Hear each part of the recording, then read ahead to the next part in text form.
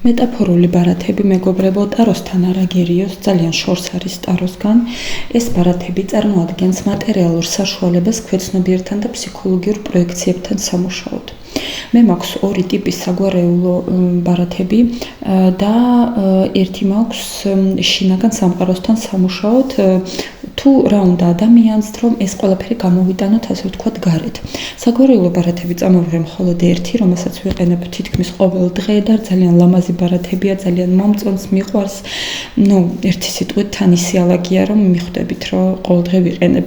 ალაგ-ალაგ, აი ასია, მოტრიალებული, გადატრიალებული. და ძალიან ლამაზებია, ნახეთ, როგორი კარგი დიზაინი აქვს. რუსულად არის, ქართულთაც მინდა ვიპოვო, ვიშოვო, ვიყიდო, მაგრამ ჯერ არ ვიცი სად ვიყიდო. თუ თქვენ იცით, მიმასწავლე და აუცილებლად ვიყიდე, ეს საყვარელი ბავშვია ძალიან. ეს ორსული გოგონა არის.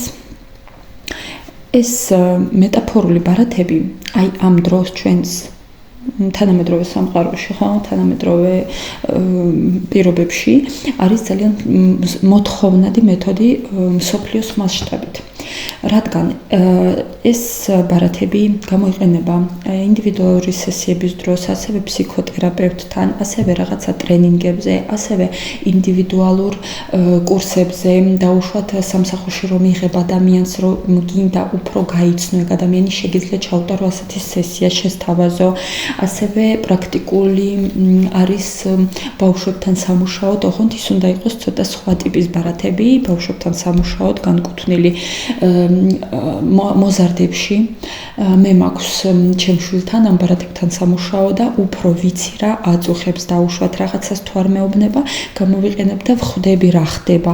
ისე კი არა რომ აი დაჯექი მომიყევი რა არის შენს შინაგანად ხო რა გაწუხებს. არა, ეს არის ძალიან რბილი მეთოდი, რომლითაც თქვენ გაიგებთ ყველაფერს, რაც აწუხებს ადამიანს.